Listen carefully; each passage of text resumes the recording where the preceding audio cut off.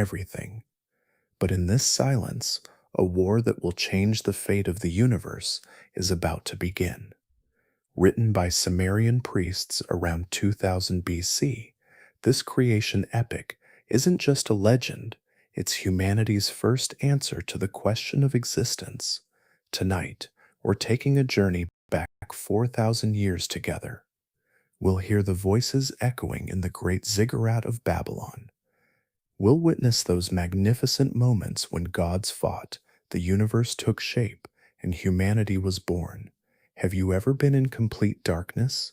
That moment when there's no light, no sound, when time itself seems to stop. That's how Enuma Elish begins. Enuma Elish Lenabu Shamamu. When above the sky did not exist, picture this, absolute nothingness. But right in the heart of this void, two forces are touching each other. Apsu and Tiamat. They're basically water. But not just ordinary water. Apsu represents the endless oceans of fresh water beneath the world. Tiamat is the source of all the salt seas above. What's happening between these two forces is a dance, but this isn't just any dance. This is the first rhythm of existence, like a baby's heartbeat in the womb. The world doesn't exist yet, but creation's pulse has already started beating. Picture an ancient priest standing on top of that first ziggurat in Eridu, the oldest Sumerian city. It's midnight. He's looking up at the stars and wondering, how did all of this begin? Enuma Elish is the answer to that priest's curiosity. Millions of years pass while this dance continues. Since time hasn't been invented yet, measuring duration is impossible. There's just this endless union of two forces. And from this union, the first children are born.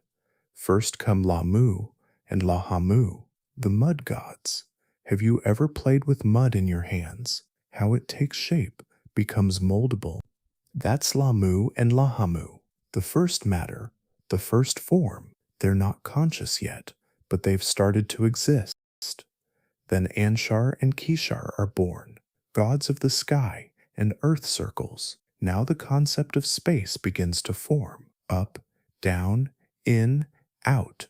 Boundaries are becoming clear. The universe is slowly starting to take shape, but the real revolution comes with Anu's birth. Sky god Anu becomes the first being to say I, the first to become aware of his own existence, the first to be conscious. He can think now, make choices. And Anu's son A is on a whole different level. He's not just conscious, he's also creative. He can perform magic, possesses wisdom, can even see the future. Each generation surpasses the one before. This isn't just evolution, this is the evolution of consciousness. And this rapidly developing consciousness is about to face an unexpected problem. Thousands of years have passed, and the young gods have really grown powerful. Picture Ea's palace, golden pillars, crystal walls, and constant activity. The young gods have gathered, working on projects, conducting experiments, creating. Ea fills the air with colorful lights using magical formulas. Enli creates magnificent melodies with winds. Others are pursuing innovations in their own fields. Their life energy is so intense that their vibrations spread throughout the entire universe. This noise, for them it's creativity, but for Apsu it's just noise. The old god sitting at the bottom of his deep waters hears these sounds. At first it's just annoying, then irritating, then it becomes unbearable. You need to understand Apsu's character. He's the god of static order, order where nothing changes, where everything is calm and predictable. Once a system is established, it should continue the same way forever. That's his philosophy. But the young gods are the complete opposite. They represent dynamic order, order that's constantly changing, developing, renewing. For them, stagnation means death.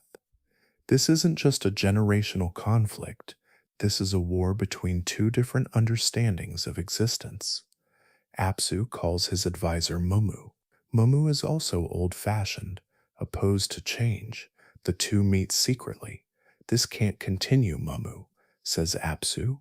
"These children have stolen my peace. I can't think, can't plan, can't rest." Mamu seizes the opportunity. "Master, the solution is actually in your hands. You created them. It's your right to destroy them, too." The terrible words hang in the air. "Destroy them? Think about it," says Mumu. "Without them, the old peace returns. Silence comes back. You'll live in tranquility again." Apsu turns this idea over in his head. At first, it's horrifying. After all, these are his own children, grandchildren. But gradually, it starts to seem logical. Maybe this really is the only solution. "You're right, Mamu," he finally says. "They need to be destroyed." But this conversation doesn't remain completely secret, because Ea isn't just smart, his intuition is also very sharp. One night, he has a terrible dream. In his dream, he sees Apsu trying to kill them all. When he wakes up, he realizes this wasn't just a dream. This is a warning. He has to act immediately. He urgently gathers the other young gods. "Brothers," he says, "there's great danger. Apsu is planning to destroy us." "What?" Enlil is shocked. "But he's our ancestor." "Exactly," says Ea, "but we're disrupting his order, and he wants to return to the old ways." This explanation makes everyone think. They really are living contrary to the old ways. More free, more creative, more dynamic. "What are we going to do?" asks Anu. There's determination in Ea's eyes. "We're going to stand against him. This isn't just for us, it's necessary for the future. If he wins, the universe will remain stagnant forever." And so the universe's first great war begins. But this war will be very short, because Ea has a bold plan in mind. E decides to take action, but this isn't easy. Apsu is very powerful, very ancient. Attacking directly would be suicide. He needs to find a smarter way. E's greatest power is in magic. He doesn't just use physical force, he also uses mental power, and he has the perfect plan in mind. At midnight, he infiltrates Apsu's palace. But he's not coming to fight, he's coming to cast a spell. A very powerful sleep spell. This spell is so effective that Apsu falls into a deep sleep. In his dream, he sees himself in the old days, days when everything was calm, when no one made noise. E approaches sleeping Apsu. His heart is beating fast. What he's about to do is terrible, but necessary. The entire future depends on this. With one move, he ends Apsu's life. This is how the universe's first murder is committed, a son killing his father. But for E, this is a struggle for freedom. With Apsu's death, his palace becomes E's, control of the fresh waters too. E settles there and does his most important work, bringing his son Marduk into the world. Marduk's birth is extraordinary. This child isn't normal. He has 4 eyes, can see in every direction, 4 ears, can hear everything. Fire comes from his mouth. His words become reality. His body radiates light. Looking at his son, E knows the real war is just beginning, because Tiamat is still silent, but this silence is temporary. She will avenge her husband. And indeed, the news reaches Tiamat. Her husband Apsu has been killed. The young gods have completely destroyed the old order.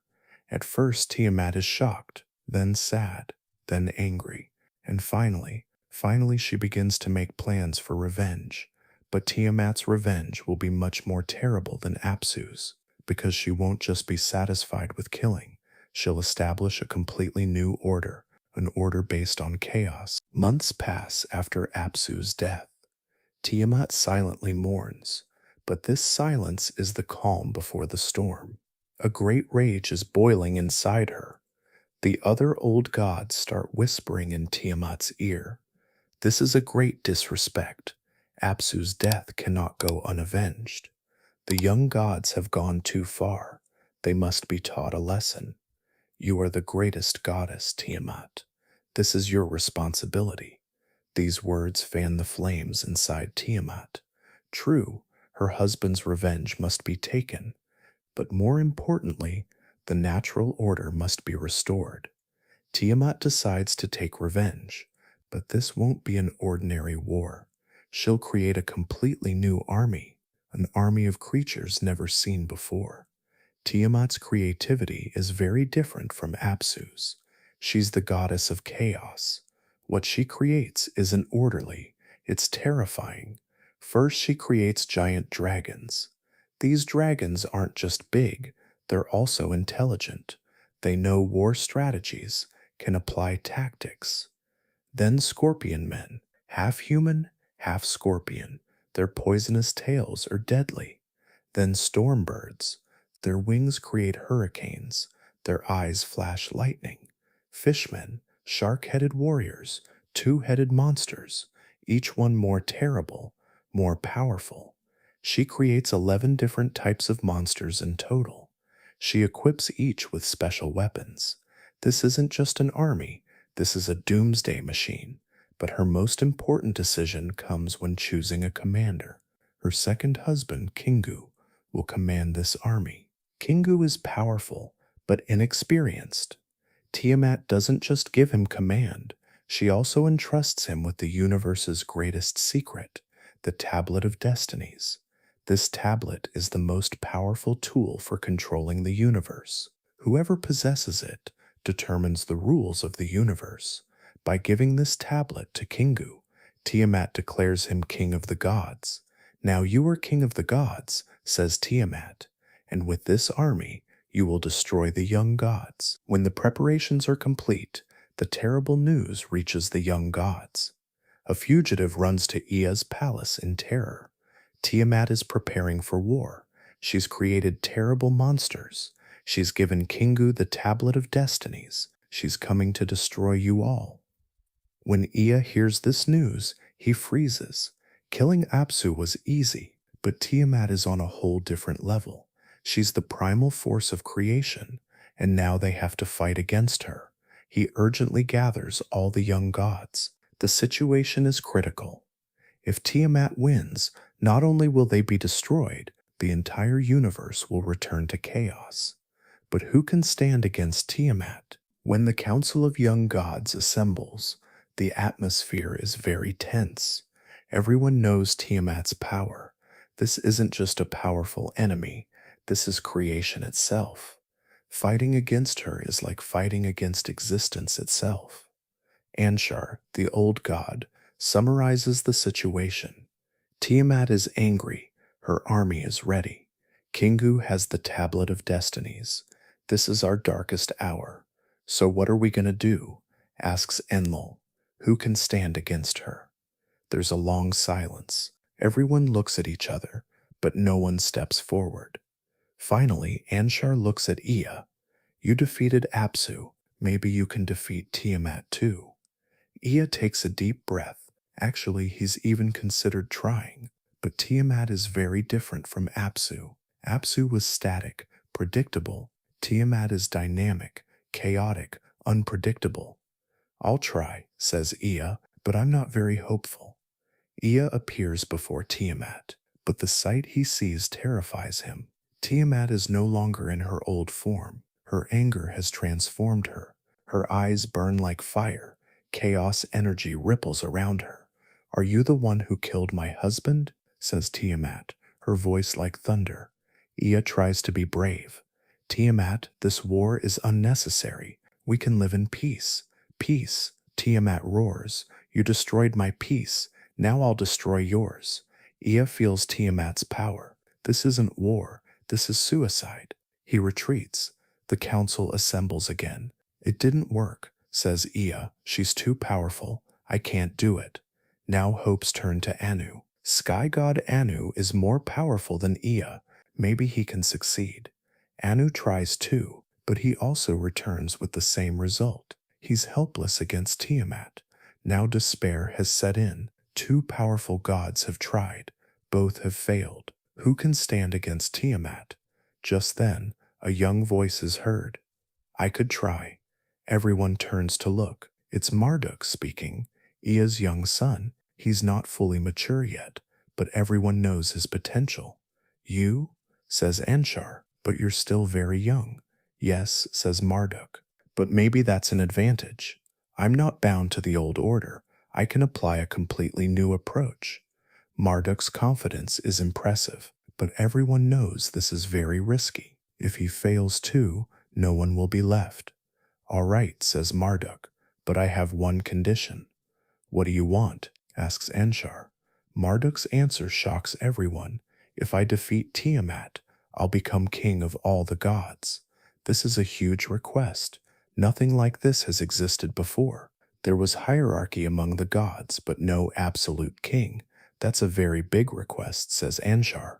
And Tiamat is a very big threat, replies Marduk. Big risks require big rewards. The gods discuss the situation. There's no alternative. Either they'll make Marduk king and he'll defeat Tiamat, or they'll all die.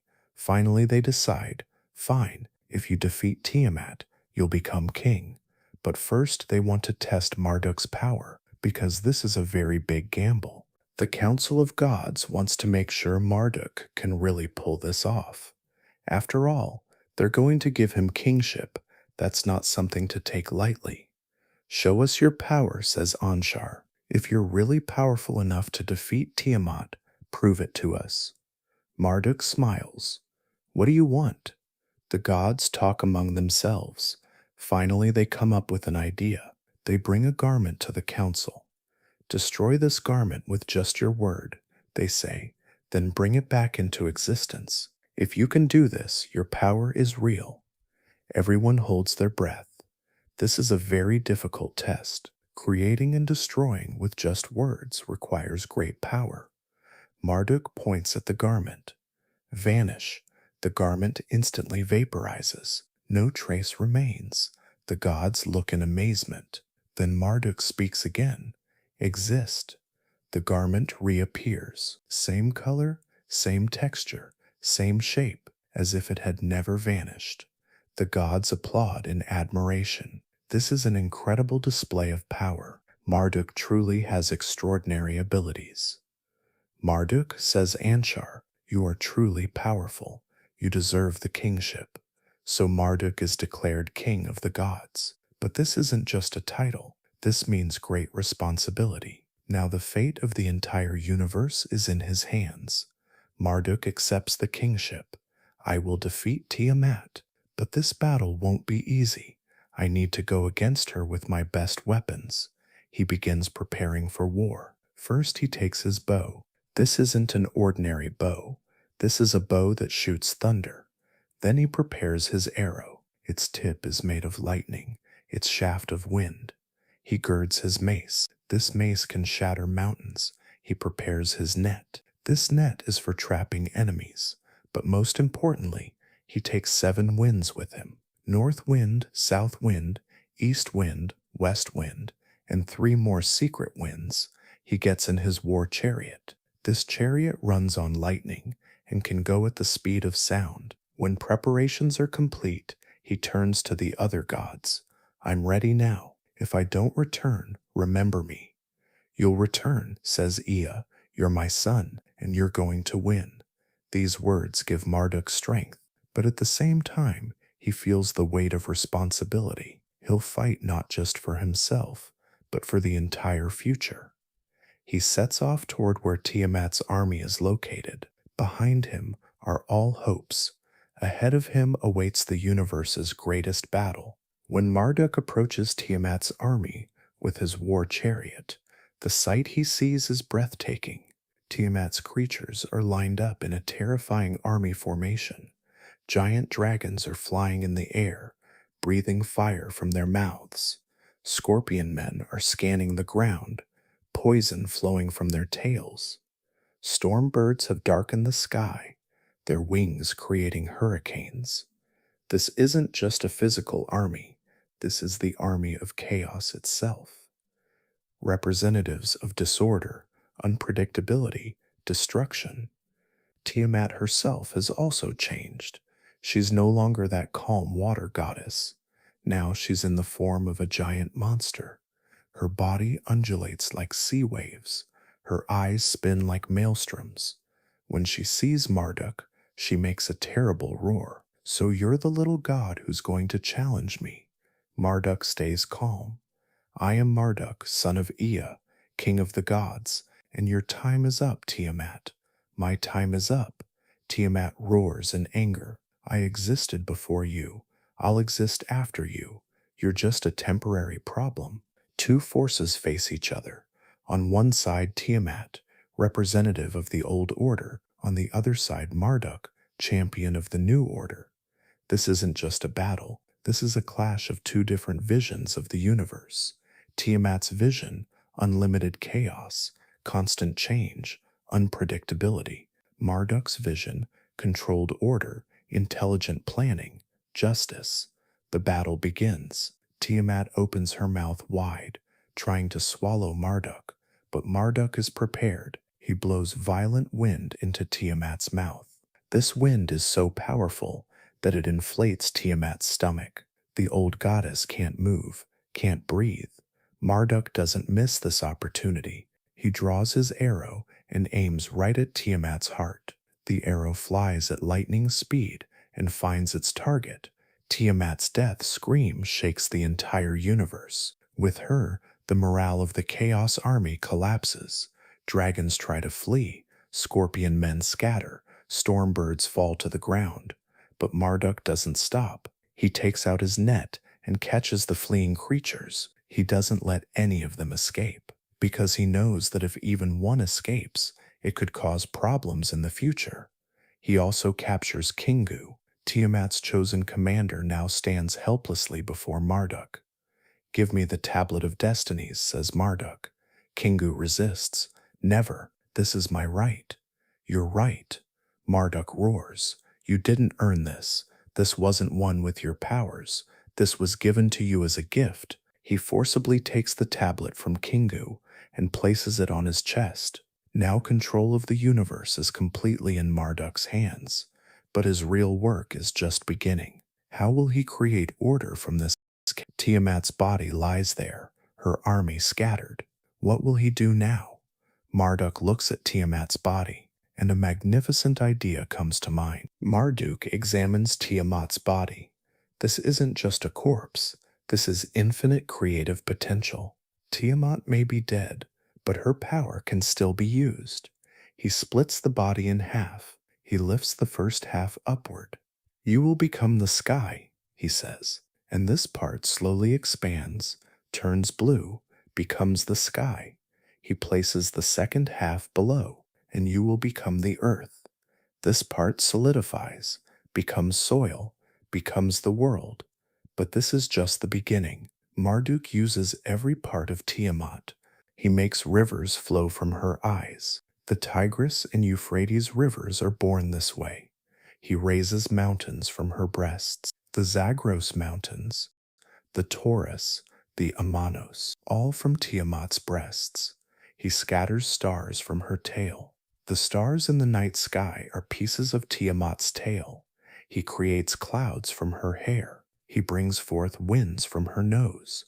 Everything falls into place. But Marduk isn't just creating a physical world. He's also organizing time. He divides the year into 12 months. He determines a sign for each month. Aries, Taurus, Gemini, Cancer, they all have functions. He gives the sun its duty. You will be king of the day. Light and heat are your responsibility. He gives the moon its duty. You will be queen of the night. You will manage the tides. You will determine the calendar. Everything settles into perfect harmony. Chaos gives way to order. Unpredictability gives way to system. But the order Marduk creates isn't like Apsu's static order. This is dynamic but controlled order, changing but rule-following order. Seasons come into being: summer, winter, spring, autumn. Each has its own unique beauty. Night and day come into being, both necessary, both beautiful. This new world is perfect, but there's one shortcoming. Who will take care of it? Who will appreciate this beauty? Who will build temples, offer sacrifices? The gods bring their complaints to Marduk. This world is beautiful, but we have to work constantly. We always have to do things, fix things. We don't have time to rest. When Marduk hears this problem, a magnificent solution comes to mind. Marduk carefully listens to the gods' complaint. They're right. Managing this new world really is a lot of work. Someone needs to help the gods. But the solution Marduk has in mind isn't just practical, it's also very deep. He'll create a new type of creature, beings not as powerful as gods, but intelligent enough. He consults with Ea. Father, I want to create new beings. They'll serve the gods, but at the same time, live their own lives. Ea asks curiously, how will you create them? Marduk points to captured Kingu. I'll use his blood. Kingu was Tiamat's closest ally. His blood has creative power. This is a very symbolic choice. He'll create beings who will serve from the blood of rebellious Kingu, from the blood of chaos. Beings who will protect order will emerge. They mix Kingu's blood with clean earth. This mixture isn't ordinary. This is the union of two different powers, divine power and earthly matter. Ea uses his magic to shape this mixture, and finally, the first humans emerge. These humans are weaker than gods, but much more intelligent than animals. They can speak, think, learn, but they're also mortal. Marduk looks at the humans he created. Your duty is to serve the gods. You will build temples, offer sacrifices, recite prayers. The humans nod in agreement. But Marduk's plan isn't just about this. He's not treating humans just as slaves. But he continues, you will also live your own lives. You will love, produce, learn. This world is your home too. This is a very important difference.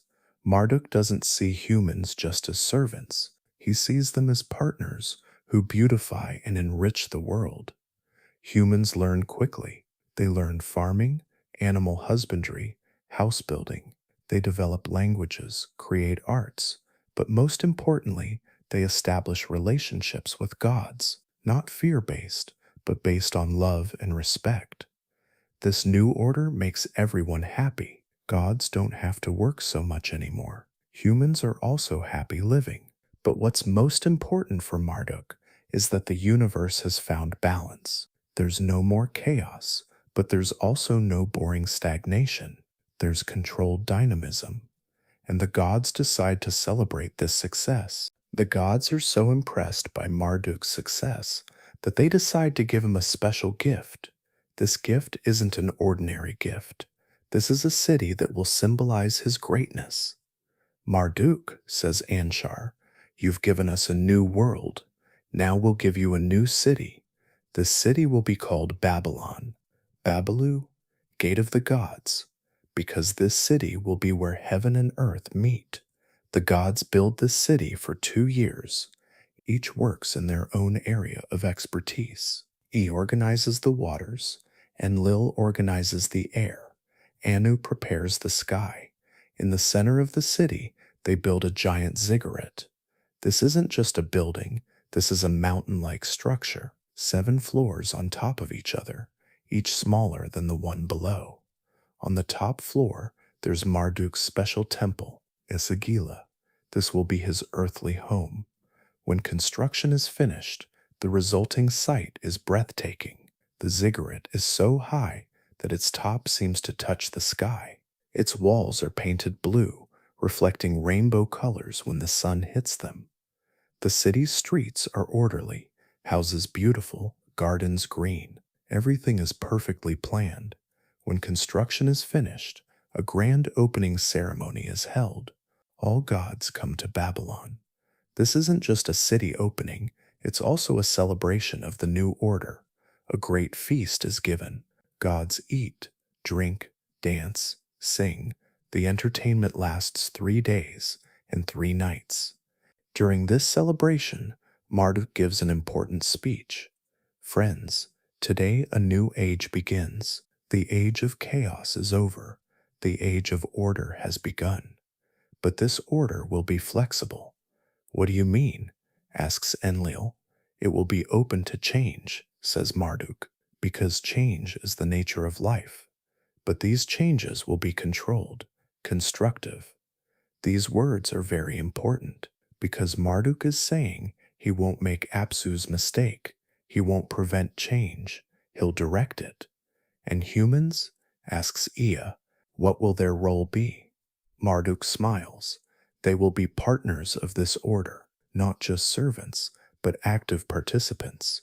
This vision is the product of a very advanced understanding. Marduk won't be an authoritarian god. He'll be a collaborative leader. When the celebrations end, each god returns to their duty, but they're happier now, more hopeful, because they know they have a good leader. And on Earth, humans also feel this change, because they too are part of this new order. Now let's pause for a moment and think, is this story really just a legend, or does it have deeper meanings? When Sumerian priests wrote this story, they were dealing with very serious questions. Why does evil exist? Why do we suffer? What is humanity's purpose? What is justice? These questions are still valid today, and Enuma Elish gives very sophisticated answers to these questions. The first message, chaos is not evil, it's just unorganized. Apsu and Tiamat's initial state represents potential that hasn't been shaped yet. The problem isn't in their existence, but in staying static. The second message, change is natural and necessary. The young god's rebellion against the old gods shows that progress and development are normal. Each generation must surpass the one before it. The third message, power alone is not enough. Marduk won because he wasn't just powerful, he was also intelligent and just. Despite Tiamat's army, strategy and wisdom prevailed. The fourth message, humanity's value isn't just in serving. Marduk didn't make humans slaves. He made them partners of the world. This is a very progressive understanding. The fifth message, leadership means cooperation, not tyranny. Marduk didn't become an autocratic god. He became a leader who cooperates with other gods. These messages aren't just for ancient times, they're valid today too. We still face the same problems, still need the same solutions, but Enuma Elish's deepest message is this. Existence is a continuous process of creation. Every day, every moment, we're recreating the world, and we all have a role in this creation. Enuma Elish's influence has long transcended Sumerian borders. This story spread to many parts of the world and influenced the creation stories of different cultures. Think about the creation story in the Bible, the Spirit moving over waters, the separation of darkness from light, the creation of heaven and earth. These similarities aren't coincidental.